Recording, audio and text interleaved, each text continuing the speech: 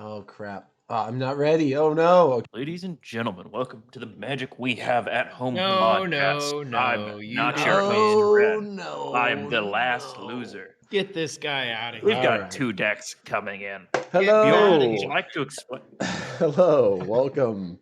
My name is Bear. Almost forgot my name there for a sec, but welcome to the Magic We Have at Home podcast. This is episode 7, the first part, and we are going to be tackling a new set. I have no idea who's starting or who has ideas ready, but who would like to begin? Who wants to start? I'm happy to go first unless Ren is really itching. How itchy are Mm, you, Ren? Yeah, Ren.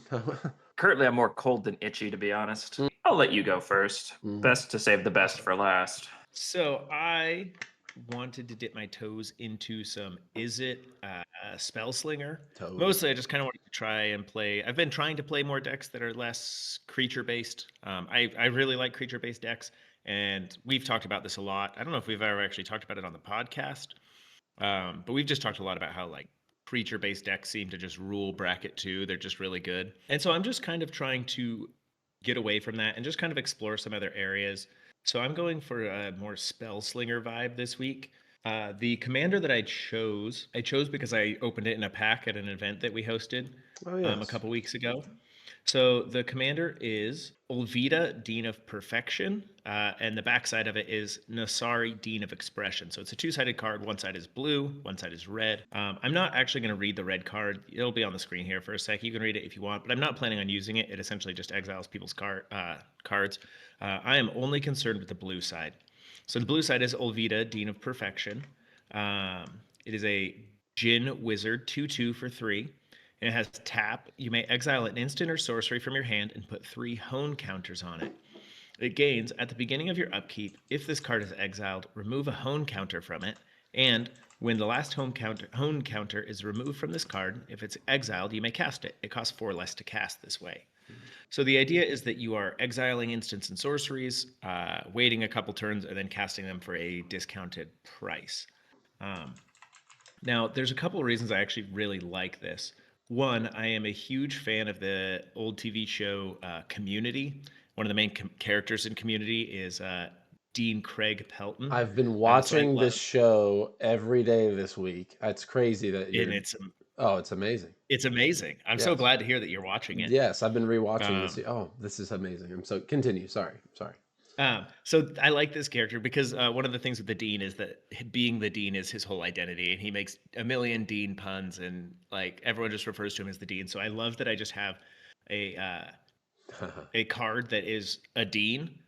He's also tall and skinny and bald, and Olvida is also tall and skinny and bald. Also, she's wearing a very flamboyant dress, and one of Dean Pelton's favorite things to do is like dress up in really extravagant costumes, and he is not afraid to dress in a flamboyant dress. And so this card honestly just aesthetically really, really makes me think of Dean Pelton. So I love that. I think it's really funny. Um, the other thing that I really like about this from a mechanic standpoint is that I think one of the issues with Spellslinger in bracket 2, and I realized this on my car ride here to record. I was listening to this an episode of Distraction Makers, and they were talking about how at lower bracket levels it's hard to play efficiently because the best way to play in order to win is to make sure your opponents have no idea what you're going to do. Like you want to play combos from your hand that they don't have a chance to foresee. And they said like that's why creatures are so big at the lower levels, because everyone can then see how you're trying to win because it's on the board. So I like this because it actually kind of meshes the two. It allows me to play combos because these cards will be exiled and you guys will be able to see them coming because they're going to be exiled for 3 turns. And so the goal is to play combos to cast. Probably what I would want to be exiling is very big spells that deal a lot of burn damage, and then have methods for copying them. And the goal with this is to cast a bunch of big burn spells, copy them, and kill you guys with them. But because they'll be exiled for 3 turns, the hope is that I can play combo and play Spellslinger without it feeling like the win just comes out of nowhere. And I named this deck Dead Week because I feel like during Dead Week of college, you just have this feeling of dread overhanging you where you can see these big projects and tests that are in the future and they're coming and they're right there. and you just know you're gonna have to deal with it eventually, and you just have like all this dread. So I kind of like that. Like I have a Dean as the commander, and then I'm just gonna have all these big dreadful spells out in the future just looming. So this is Dead Week, the deck. What do you guys think about trying to play combo and burn like almost no creatures? I'm just curious on your thoughts of trying to pull this off at bracket 2. So you're calling this combo. I'm not really sure that this is combo. This is either big spells or storm. I guess I'm happy to change what I call it. I just would love to hear you explain like what's the difference, I guess. The moment you have Uvilda or your Dean, the question becomes, what are you going to you've got Alania out as a Divergent Storm to double up your big spells already. You've got a bunch of payoffs already. In bracket 2, your deck will either stomp every other deck because it's not a true bracket 2 because it's so combo centric, or it will do nothing. So wait, why does that make it more storm or big spells? Because so the way it works in general is every spell slinger deck slowly becomes more storm the more it's tuned. Storm is just the final evolution of It's how the color pairing was made. It's how it's built. So you're slowly going. You've got a city on fire in here. You've got plenty of high damage things. So I have a feeling this deck is going to do nothing, do nothing, do nothing, and then you're going to have like a freed from the real out to untap Uvilda, and then you can drop 8 spells on one turn. Untapping, I didn't have any plans to untap Uvilda and try to drop a whole bunch. I do get what you're saying. Like I think that this theme definitely has room to be broken. Kind of what I'm hoping to do is like get Uvilda to get the Dean out on turn 3 and start exiling cards. But then I'm not casting, like if I exile the first card on turn 4, it's getting a counter removed on 5 and 6. And so I'm not getting my first, and it's not even free, it's just reduced. My first reduced cost spell on turn 7. Yeah, and but so then you unless that reduced cost spell kills everyone at the board, which there are probably a couple combos that I could do that with potentially, but like unless that kills everyone on turn 7, this is like it's not winning before turn 8, and that's keeping it bracket 2. No, but the way you're going to play this deck is you're going to have one big spell that's coming out. Let's say it's Bottle Cap Blast. You've got that one, and then you wait until turn 7. You pay the 1 red to cast it, and then you double cast that as well. And you dual casting on your commander to do it again, and then you cast a dual caster mage. You're tossing out so much damage and treasures. You can probably either do half of a player's HP, or you can create enough mana to go on to your next big thing, and you've already got a storm count of like 4 or 5. So I don't think I have any storm. I'm gonna double check. In this deck, this is just me throwing cards in. I don't have any cards with storm on them, and I don't have any like big plans to. So the cards you're seeing right in here is just me looking through Scryfall for cards that deal damage and cards that copy stuff. I do think there's going to have to be some sort of balance. I'm not, and I could be wrong. Like I am fully open to accept that I could be wrong with this. I'm not anticipating that I'm going to be copying spells. I think the most I would get to copy a spell is twice in a turn, maybe. I don't know. This might be one that is more powerful than I think.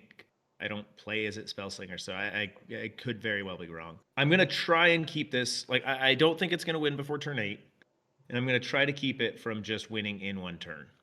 And maybe City on Fire does need to be cut. I don't know. The burn spells, the good burn spells are actually pretty expensive. Yeah, but they're discounted by 4. They are discounted by 4, but also like Bolt Wave deals 3 damage to each opponent, but a lot of them deal the damage to target opponent. Like I've got 80 life I've got to chew through. And with this, like with Uvilda and casting the cards turn 7 and later, I have to survive 7 turns before I'm starting to actually start chipping away at that 80 life. I'm not too worried about it. I think it's going to be pretty balanced. I mean, it's looking pretty fun. There's definitely some stuff that's a little scary, but I don't see a problem with it beyond just maybe it going off on turn 8 if everything if the perfect storm happens and you get Crackle with power and you get a crazy amount Which of is a mana from $19 card. yeah, and you get like Bottle Cap Blast and you have a ton of mana and you've just been saving up. If you have some way to pay a bunch into that and then you have City on Fire out or you have some other doublers, I mean, that's kind of broken, but that's only a couple. And I don't really see that being probably the one game that we record and show everyone. I don't think that's going to happen, but maybe it will. I don't know. I mean, if I get City on Fire and like Dictate of the Twin Gods out, if those are both out on the board and I can copy a spell twice, like that's I do recognize, like, if I do get a good board state, it will kill the board like immediately, you know? Like even a lightning bolt would deal 9 damage and then that would be doubled. So that's 18 off of one lightning bolt if I had 2 of these out. I don't think it doubles then, again because it says instead. Lethal, wait, who is this? Rules Guru over 9,000 from California says yes, they will stack, but he doesn't give any. Here's actually the reasoning. Both cards have a replacement effect that replaces dealing damage, while the 2 replacement effects can be ordered. In this case, it doesn't matter. If you would deal 1 damage to your opponent, this card says no, that was 2 damage instead, then you apply Bloodletting. The event that it's trying to replace is still there. You're doing damage to your opponent, and Bloodletting hasn't applied to that event at all, so all is golden. Bloodletting sees the 2 damage and says, nope, that was 4 damage instead. So I do think this could be gross. I mean, I think anytime you go into Spellslinger and combo, you do start towing the line with getting into a higher bracket. Again, that's why I actually really like Uvilda, which I picked this originally just because I have the card and I thought it was kind of funny because it's the Dean. But I was realizing as I was listening to this episode of Distraction Makers, like, this actually works pretty well because it, like, you'll know that the big spell is coming because I'll exile, Fiery Confluence, or I'll exile Crackle with power, and you guys are going to have 3 turns to just kind of sit there. Which actually brings me to my next thing. How would you guys recommend staying alive? Because if I'm going to show you guys a really scary combo that's coming in 3 turns, I imagine that's going to draw a lot of aggression. So I'm kind of curious of what your thoughts are and how I should go about doing that. Well, you're kind of in luck because the deck I'm playing isn't super creature centric either. So yeah, it is. We are all kind of playing not creaturey decks this week. I think it's really funny that we always it seems like we kind of end up picking things that are on theme with each other. Yeah. Like this last week we played all decks that were variations of, like, they were black and something. This week we're doing it all with red and something. Yeah. Yeah, there's not a lot of creatures that are going to be played this game. It looks like I'm looking at Ren's list. There's not a lot of creatures either. So yeah. Well, either way, I mean, if I was to actually build this deck in person, like, I'll be playing it against creature decks eventually. I was thinking, like, one card that came to mind was I think it's Aetherize. You, like, return all attacking creatures to their hands. Stuff like that, like kind of bounce effects to just keep people from swinging at me. But I was curious if you guys had any other ideas on ways to keep myself alive. Begging. You know that I'm bad at politics. Okay. I do, yes. I don't know.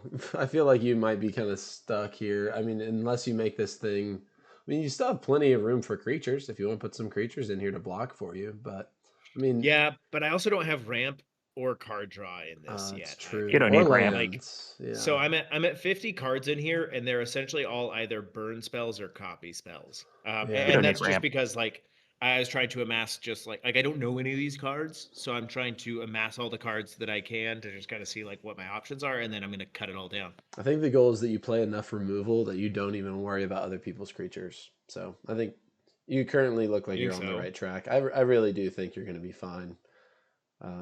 I think I know who's going to win this weekend. Is it me? Is it me, Bjorn? No, it's me, but I definitely think you have a chance. I mean, this is looking pretty fun. I do not have any suggestions, though. I know that's not very helpful, but I'm the newbie. No, that's okay. So. We kind of talked about it earlier today, like, just talking about, like, more of the philosophy of the deck and just trying to figure out the general idea. Yeah, I was curious what you were thinking cards... about Uvilda. Oh, go ahead. I think it's Uvilda. Uvilda? I don't know. Uvilda, whatever you want to call the Dean of Perfection. I was thinking about potential other routes. Like, I don't know if there's any way to remove counters to count things down. I know you can proliferate, so I might just stack my deck with proliferate now, so you never get to.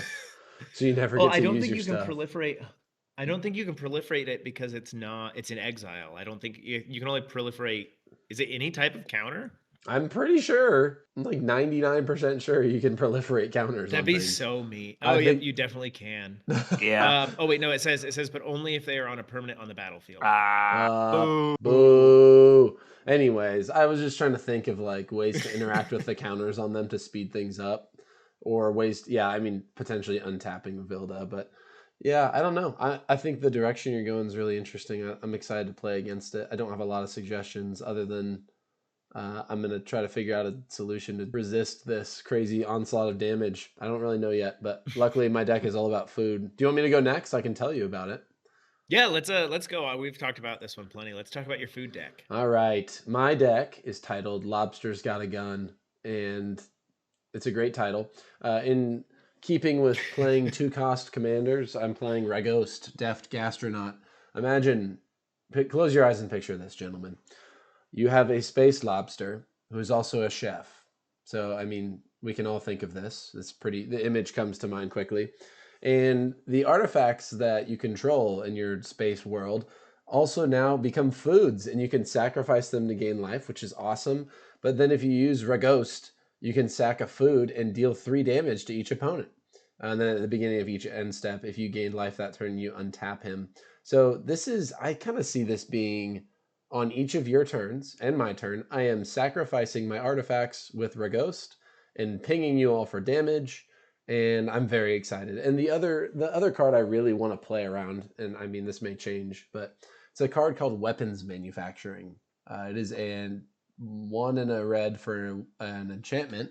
Whenever a non-token artifact you control enters, create a colorless artifact token named Munitions. When this token leaves the battlefield, it deals 2 damage to any target. So my ultimate hope here is to just mass sacrifice tokens, get tokens off the battlefield, artifacts and token artifacts, but just start going crazy and just funneling, like imagine a machine gun fire of damage from little artifacts leaving, and then even on your turns dealing damage. But all I have right now is a chef lobster and an enchantment, and then a bunch of artifacts. That's all I have. So any help would be I'd be so happy. I'd be so grateful. Any suggestions when looking at this list so far? I think you're gonna want a lot of cheap artifacts, and I think you're like I would. My thought is your artifacts need to be expendable because the goal is to sacrifice them. Sure. And you can sacrifice them to gain life with the food sacrifice thing, or you can sacrifice them with Ragost. You'll be able to do up to 3 times per turn cycle. Yeah. So they need to be expendable. Like you don't want to put out artifacts that you don't want to sacrifice. And so I guess my mind goes to artifacts that have enter the battlefield effects or one-time effects, or leaving the battlefield effects, something of that sort. So cheap artifacts that are pretty expendable, come in, you draw a card, you sacrifice them, draw a card, something of that sort. And using Ragost more to set up some sort of value engine. I like it. Yes. Yeah. There's a few fun artifacts in here that are low cost that when they leave or when they're put into the graveyard, you get to do something, which is kind of fun. There's like servo schematic when it enters the battlefield or is put into the graveyard, you create a 1/1 colorless servo. There's a few of those kind of older ones, which I think are pretty fun. But I was also looking at potentially, I mean, if we're dealing 9 damage a rotation with Ragost, if I can keep that up, it's not going to take many rotations, many turns to get through everybody's life. And so I don't know if I really need a ton of artifacts. My hope is that I can just get away with a small number and then either recur everything that I sacrificed or blew up, or just win the game in like 6 turns. You know what I'm saying? One thing that comes to mind, and I'm excited because I'm going to beat Ren to the punch on this one. You could just give him Infect, because it is him dealing damage, and I'm looking up the rules for it right now. I love this. I'm definitely going this route now. I think that if you gave him Infect, it doesn't need to be combat damage. You could deal 9 Infect in 1 turn rotation. Oh, this is so good. Okay. If you just put Infect on him. Okay, I like this. That's the new thing. We're doing it. Let me see. Scryfall, here we go. 3 cards. Oh, that's not a lot. Painted Strike, they're all Glistening black. Oil. There's also the artifact one, the Grafted Exoskeleton, and then there's the 3-mana enchantment version. Phyresis is Yeah. black though. Oh, is he not in black? Oh, right, he's in. Yeah, you could do rather than infect. It would just be like an extra hoop to go through. You could do it, it's just fine. I would worry far more about making sure that you can draw cards off artifacts ETBing. Oh, okay. Stuff like that would work, and then you've got like 0 cost artifacts. Yeah, just spam out all the cheapies. Okay. Mhm. What do you guys think Yeah. about life linking the crap out of this as well, just for fun? It would work. You could. It'd work well. We're both playing burn decks, so I think you could do that as well. I mean, he does gain life. And that basically, if you put lifelink on him, that guarantees that he's untapping himself at the end of turn. Yeah, that's also true. I didn't think about that. Yeah, you because tap if you him, sack a sacrifice something, food, gain 6 life. oh yeah, because you have to sack a food. But if you sack him with him to deal the damage, then you're not getting that life gain off of him. So, okay. Yeah, kind of the fun thing too is that you can look for this is all equipments too, so you're staying in artifacts that can also be sacrificed in a pinch. Yeah. I think Grafted Exoskeleton's going to be your only bet at getting him infect. Okay. But if you set him up to also Value Engine and you're drawing a lot of cards, which is pretty easy to do, I think, in artifacts, I think that you can go for that and just draw, Yeah. Okay. I like that you have cards like Voyager, Quick Welder that are going to make your artifacts cheaper. Yeah, that's a fun one. I watched some guys process on doing the art for that card, and so I have a copy of it.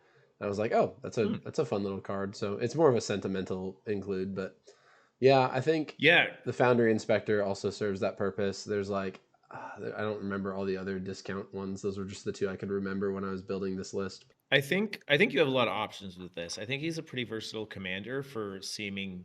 To be honest, he seems very focused on food and ping, but I think that you can just go quite a few different ways. I would just maybe work on identifying a couple different win conditions. So giving him infect would definitely be a win condition. I think weapons manufacturing could definitely be a win condition. You could also do kind of same thing that I'm doing is you could go damage doublers. Make him deal 9 damage because then you're dealing 27 damage a turn cycle. Actually, Ren, what's that? Is it a Jeska Planeswalker? What's the Planeswalker you run that triples your commander's damage or something? Oh yeah, Jeska. Which one? With that but it's only combat damage. Yeah, I just think you have I think really what you're looking at is just kind of establishing, get a couple win conditions that you're going to just try to draw to, and then use the rest of your artifact space to just set up value engines. Yeah. Okay. I like it. I like it a lot. I think that you have quite a bit of options. Boros also does give you a lot of access. I mean, Boros is the equipment colors, right? You could also just run equipments. That's funny. I didn't think about equipments with this. You could run Sunforger. Sunforger would be a good one. Sunforger. It's like a repeat tutor for cheap instants and sorceries, so it can get you out of stuff. Can bully people. Yeah, there's a couple cards in here that I'll highlight, and then we can move on because I don't want to take too much more time. But I think a couple cards that are interesting to me that I don't know if you guys have thoughts on these as well, but Wake the Past and Duretti's Scrap Savant I think are both really interesting. If I play into the low-cost artifact game, I think this maybe is a little less exciting, but I think Wake the Past is a really fun sorcery where I've seen it play with one of my other decks where you have just a bunch of artifact creatures in your graveyard and you bring them all out and all of a sudden they have haste. That could be pretty fun. And if I'm playing with a lot of low cost things or even just token things, it doesn't really matter that much. But if I'm playing with things like, I don't know, a Blightsteel Colossus or a Phyrexian whatever, you know what I mean? There's a bunch of options for bringing out these big creatures. I know they'd be expensive, but bringing some out and then sacrificing them, but then all of a sudden they come back later at the end. And I don't know, there's some thoughts I've had with that. Duretti's also kind of fun, just as a card. I didn't really know much about him, but apparently he's a pretty well-known commander card. There's another one called Brilliant Restoration that does the same thing. It's expensive. It's 3 and 4 white. Yeah. But return all artifacts and enchantment cards from your graveyard to the battlefield. The thing is, though, is that if you're in artifacts, you're going to probably have so much... you're ramping with artifacts. You're going to have every signet in the world in this. You're going to Sure. have plenty of mana fixing. You're only in 2 colors. I really wouldn't be too concerned about it. I Yeah. like the idea of trying to recur the stuff from the graveyard as well. I think that works really well with this. Yeah. One way you could also take this is kind of with tokens. Yes. Thopter Assembly would be a really good one. Thopter Assembly, for those of you not in the Thopter know, basically you cast this 6 mana 5/5 flyer, and at the beginning of upkeep, if you don't control any other Thopters, you return it to your hand, and you create 5/1/1 Thopters. I like this. Basically, it's 6 mana for a 5/5 flying guy that will replace itself, so you can cast it later. You could just sacrifice, go around, Yeah. sacrifice, kill I like Thopters, it. that sort of thing. So right now I'm feeling like I'm leaning towards weapons manufacturing and Thopter assembly as 2 ways, and maybe find a few more ways, but lean into the token sacrifice instead of the like large thing sacrifice, and then finding a way to give Ragost some lifelink. I think that's kind of where I'm leaning right now. I think it'd be very you just funny. run equipments. Yeah. I think that's how you're going to do it. One card that I would suggest is Semblance Anvil. This is a really good card if you're ever playing like hardcore into one specific type of spell. Yeah. So like I play this in some of my decks where I run like 35 to 40 creatures. Semblance Anvil is when it enters, you can exile a non-land card from your hand, and spells you cast that that share a card type with the exiled card cost 2 less to cast. And so it's 2 generic. It doesn't say that they can't go below 0, so you can end up getting like all your 2 drops are just going to essentially be free. Yeah. The other really nice thing that I like to do with Semblance Anvil, and you will definitely get to do this in your Ragost deck, is you exile artifact creatures, and then it reduces the cost of both because all they have to do is share one of the types. Okay, got you. So you exile your, I don't know, you get a cheap artifact creature. I don't know. I am not looking like your Steel Overseer. Yes. It's a 2-drop. Like that card's not going to hurt you to exile it, and then all of a sudden, all your artifacts and all your creatures are 2 less to cast, and you have 5 spells in your entire deck that aren't discounted. Should I at all be worried about ways No. I can? No, okay, never mind. No, just in Whatever general. it is. No, you should be fine. No, I was gonna ask you about I really like weapons manufacturing. That's where a lot of this deck idea came from. Was seeing a card that makes munitions that when they leave they deal damage. I thought that was kind of fun, and so I don't know. Should I be worried at all about other ways to sacrifice my stuff, or do you think I really should lean into Ragost? I feel like I know the answer already, but Well, you can sacrifice them because they're also going to be foods. yes. Oh, I can already just sack them all as going to foods have too. they're all going to have pay 2 to sacrifice them. Okay. So what you could be potentially looking at is like reducing the costs, like the activated abilities. So you could run like Zirda the Dawnwalker. How do you spell that? Well, what the heck? Zirda. You could run this as a companion. Ooh. So Zirda has companion, which each permanent in your starting deck has an activated ability, which if you're just running artifacts, you could potentially do. Oh, I like this. I mean, that is a big hoop to jump through, but I feel like combined with your commander, I don't think it's crazy. But she abilities that you activate that aren't mana abilities cost 2 less to activate, but it can't reduce them to less than 1 mana. So all your foods would get discounted. I don't know if that's worth putting her in the command zone, but she should definitely be included in the deck. So they can't get discounted to less than 1. So that means they would just go down to 1? They would go down to 1, yeah. So because she can't put them to 0, I don't know if I'd bother putting it as the companion. That's what I was going to say. But I think she's definitely worthy of going in the 99. Yeah, I agree. I was going to say it would be fun, but then I'd also have to get rid of weapons manufacturing. So that would kind of defeat that one. But yeah, I think that's a very interesting card, and I'm going to put it in my 99. Okay, well, I don't want to take too much more time here. I feel like I've gotten my fair share of your guys' opinions, which thank you for sharing. I appreciate all of them. I'll see what I can come up with here. I'm curious about excited to see this. Ren's Rakdos deck that he's building. Yeah, let's see a Ren's version of Ping this week, since we're all going non-combat damage. Yeah. In the same way that everything eventually becomes whatever the peak type of deck it is, this is becoming Storm. I'm not gonna lie, it's slowly becoming Storm and Ping. I'm running as many guys to make wizards as possible, but I'm playing Nixilis, Captive Kingpin. He's a flying trample 4/3 demon. Whenever one or more opponents lose exactly 1 life, put a 1/1 counter on him and exile the top card of your library until your next end step. You may play that card.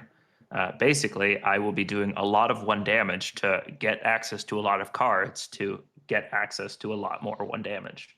And I do have Phyresis in the deck. I've also got Final Fortune, which I think could be funny. You But know what you should basically, include this in is here? You should put Dark Ritual in here. it's too expensive. I refuse. Okay. I mean, it'd be good, but I don't want to lose Phyrexian butterflies, some random 0/1 that I found online because I like butterflies. I have no idea how you're going to keep this at a bracket 2 deck. I don't know either. We're gonna see. I This looks like cracked. This looks so good. This might be a stomp. Yeah. I'm I really mean, I like to worried have right yokel now. hops to destroy You all do? artifacts, Oh, creatures, good. and lands. Great. Yeah, That's we've what been I kind want of to hear. forgetting about our land destruction theme. At I don't least know we're what on happened to theme. that. Yeah. Got Actually, sorry. Keep talking about your deck before I go. I've got 9 lives familiar to just keep coming back. It's a 1 damage thing. I've got a Laughing Jasper Flint because he's crazy in this deck. I got a bunch of I've got like a devil sub theme pretty much. I'm running Zariel. I'm running Zurzoth.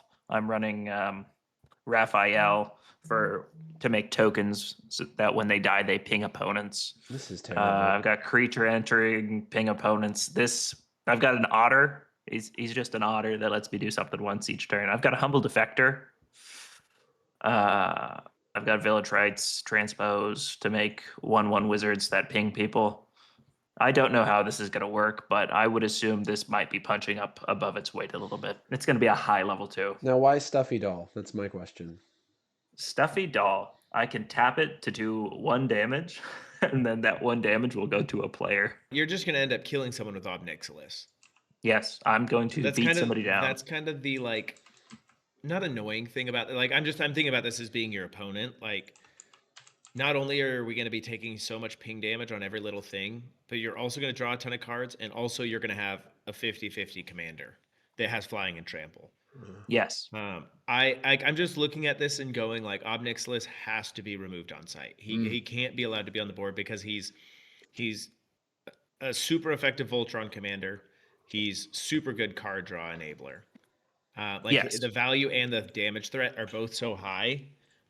So he's very kill on sight. How are you planning on dealing with that? Or are you just gonna trust that you'll be able to keep him out because there's gonna be so many other problems to deal with? My goal is that I cast him on the turn I try to win, where I just try to have enough stuff supporting him that only a board wipe could stop me. So maybe that's like turn 6, turn 7, turn 8. If it's turn 4, that would be great. But I would I would have no ability to do damage. I would have no ability to use his trigger. I mean, it'd be nice if he survived if you guys didn't kill him for a turn on turn 4 to turn 5, but that might be your bad, to be honest. I think my goal is to build enough passive damage to where you have to not worry about Nixilis and you have to worry about getting rid of a Psychosis Crawler, Firebrand Archer, or Burning Earth. You kind of have a lot of different ways to ping. It seems like you're kind of going for a cover all of your bases. Yes. You just want to have every method of ping. I almost think it'd be better to go for really focusing in.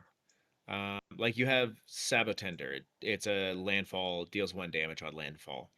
Yes. There's a lot of landfall creatures that do that.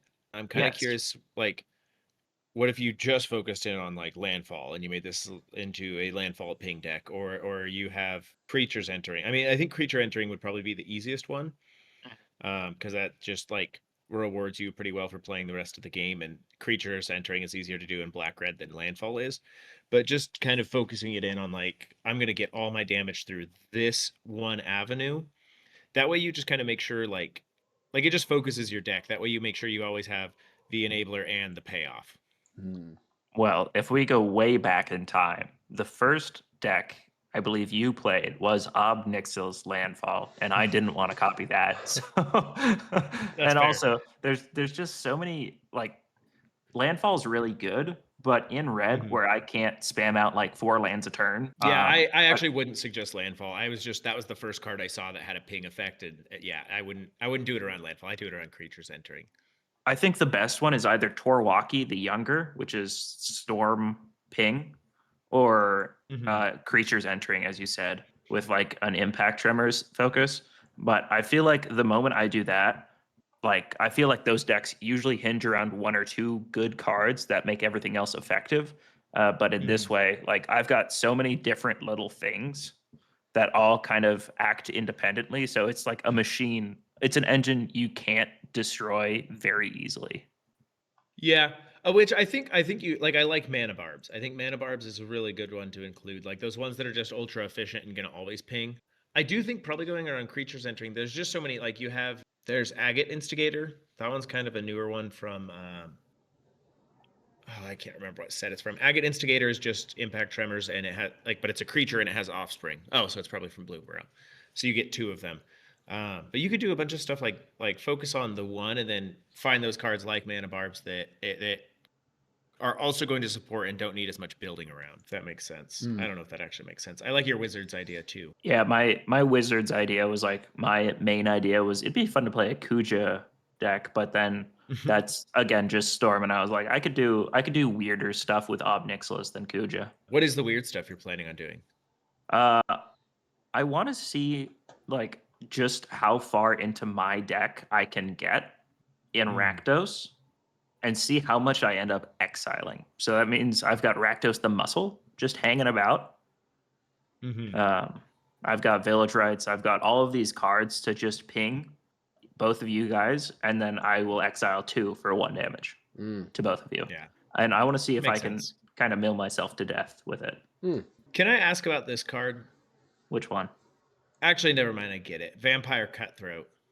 Yeah, 1 damage. The 1 for 1. Yeah, I get it. Now it has Skulk. I was just looking at the lifelink because you have it under your lifelink category, and I was like, why is this in why did we care so much about a 1/1 with lifelink and getting it its own category? That makes I get it. The Skulk. That's awesome. Not all monsters have tentacles. I have a card that I think might work. Let me look at it real quick. Well, you're looking up for that one. Sorry, No, I'm kind of remembering this thought I had earlier.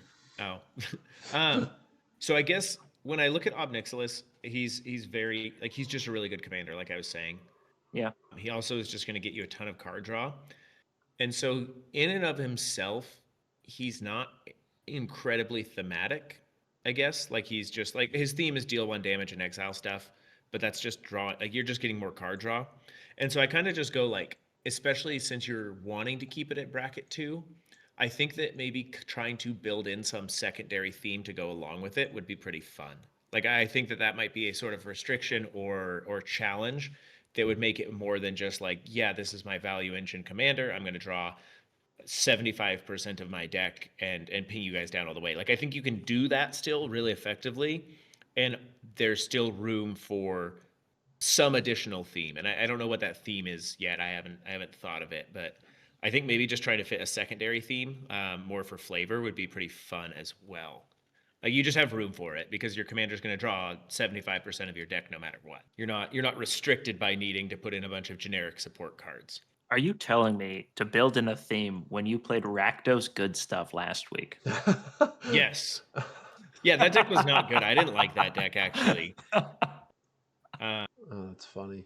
I couldn't figure that one out. I was not happy with it. It did not have enough theme. It was just Rakdos Good Stuff, and it wasn't even good Rakdos Good Stuff. It was just, yeah, I was really unhappy with that deck. It's okay. Yes. So learn from my mistakes. Don't just build Rakdos Good Stuff. I disagree. As somebody who has a Rakdos Good Stuff deck in paper, I love that deck. It's so easy. Actually, also my Florian deck is my Rakdos Good Stuff deck, and that is super fun and not very hard. But no, I just think without having the restriction, you have this deck and you're just kind of you're not worrying about drawing cards whatsoever, which means you're not worrying about missing land drops, which means you're not worrying as much about ramping. When you just have this much effective card draw in the command zone, you just have to put less of everything else in. That's so true. I'm going to cut it down to 28 lands, and we'll see how this goes. Yes. Yeah. Yes. Well, maybe not that extreme, but you get what I'm saying though. You just are going to have more space in the deck because you just need so little. The only thing you need in this deck is enough lands to make sure you get to turn 4 and something to ping with. You have 15 cards that ping for 1 and you're good to go. That's your deck. All right, Like I have you 28 40 lands cards now. left over. Oh my gosh. Perfect. Let's see if this works. I'm curious. This is going to be great when I you got cast nothing. Yoko. I have and nothing you to have add. no I think you've lands. done a great job. This is looking really This fun. is perfect. I do think this is going to be fun, though. I'm very excited to see this matchup. Why do you have Phyrexian Arena? Because it does 1 damage to me. Does that count? No, it has to be opponents. Yeah, but I get to draw another card, and I'm greedy, and it's really cheap these days. You don't need it. Also, I need it. don't know. I need it. I need a way to give. Do you listen to No. the Magic Mirror podcast at all? No. Not really. One of the hosts, 33 Elk, that's like their running thing is they just hate Phyrexian Arena, and it's always an argument between the hosts. They say that Phyrexian Arena is just like a terrible card, and I have started putting it in less decks. There are still some decks where I include it, but it is, I think it might be. Oh, that looks I like don't a know. great I guess you have card. room. I was just saying you have 40 card slots in this deck, so put in Phyrexian Arena. I don't care. It doesn't really matter. Phyrexian Arena is not a bad card. I have a problem with the Magic Mirror podcast just because they always seem to make everything as big of a deal, as polarizing as possible. And Phyrexian Arena is one of those cards that's like, it's just fine. It goes in decks because you want consistent card draw. Mm-hmm. So like it's not bad. There's no reason to go to the length and say it's bad.